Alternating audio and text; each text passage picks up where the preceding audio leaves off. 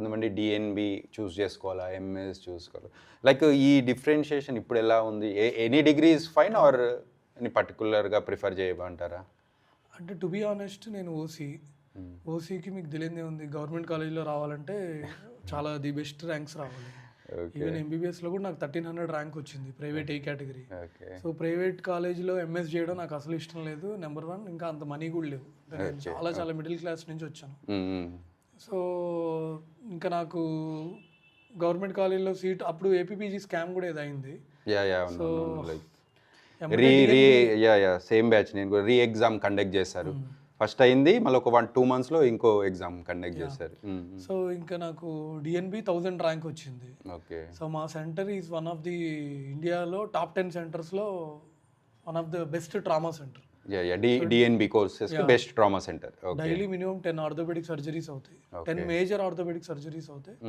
So చాలా dedicated orthopaedic centre అనమాట. Tejaswini hospital and Shantaram Shetty institute of orthopaedics and trauma అని చెప్పి మ్యాంగ్లూర్లో one of the big names in orthopaedics.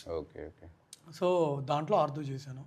I'm very happy, ఎందుకంటే day 1 నుంచి చేస్తే గవర్నమెంట్ మెడికల్ కాలేజ్లో చేయాలి పీజీ, లేదంటే ఇన్స్టిట్యూట్స్లో చేయాలి, లేదంటే ఒక మంచి, ఎందుకంటే నేను పీజీలో ఉన్నప్పుడే ఐ యూస్ టు వాష్ టీకేఆర్లకి, టీహెచ్ఆర్లకి, నీస్కోపీ, డే 1 నుంచి ఐసా.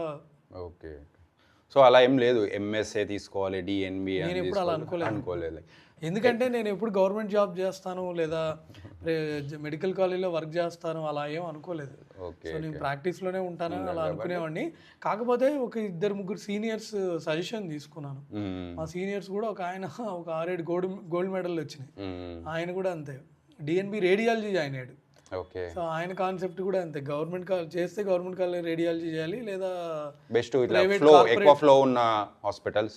ఆయన ఒక మంచి కార్పొరేట్ హాస్పిటల్లో హైదరాబాద్లో ఉన్న one of the top corporate హాస్పిటల్స్లో డిఎన్బి రేడియాలజీ జాయిన్ అయ్యాడు. ఏది ఆయన మా ఇమ్మీడియట్ సీనియర్, ఒక 5-6 గోల్డ్ మెడల్స్ వచ్చినాయి.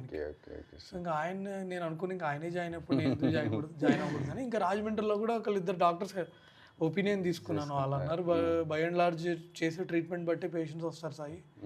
సో ఇవన్నీ ఏంటంటే అంత ultimately your skill, your knowledge, తర్వాత పేషెంట్ టు పేషెంటే కదా మనకి పేషెంట్ రిలేషన్. సో అలా అన్నారు. సో అలా నాకు ఎక్కువ ఇన్ఫ్లుయెన్స్ చేసింది మాత్రం నా ఇమీడియట్ సీనియర్. చాలా బాగా చదువుతాడు, మంచి పుస్తకాల పురుగు, చాలా గోల్డ్ మెడల్ చాలా బాగా వచ్చినాయి. ఇంకా ఆయన డిఎన్బి రేడియాలజీ జాయిన్ అయ్యాడు. సరే ఇంకా నేను జాయిన్ తర్వాత నా బ్యాచ్లో టాపర్స్ 2 వాళ్ళు డిఎన్బి ఆర్థో తీసుకున్నారు. So you are happy like now? Extremely happy, ఎందుకంటే knowledge wise and exposure, skill, everything is fine. అంటే జస్ట్ నాకు ఫేస్బుక్లో, ఇన్స్టాగ్రామ్లో చాలా మంది మెసేజ్లు పెడతారు, సార్ నేను డిఎన్బి జాయిన్ అవ్వచ్చా లేదా ఎంఎస్ జాయిన్ కావాలా. నేను ఒకటే చెప్తా, నీ దగ్గర డబ్బులు ఉన్నాయా? డబ్బులు ఉంటే నువ్వు ప్రైవేట్ కాలేజీలో జాయిన్ అవ్వు. నీకు లేదు, దిక్కు లేదంటే గవర్నమెంట్ కాలేజీ, లేదా ఇది తక్కువ ఫీజు కదా, అప్పుడు 50,000 ఉండేది ఫీజు, ఇప్పుడు 80,000 అనుకుంటా. ఓకే. సో మా నాన్న ఫస్ట్ ఇయర్ డిఎన్బి ఫీజు కట్టాడు అంతే. ఇంకా తర్వాత నా స్టైఫండ్తో నేను చదువుకున్నాను అంతే.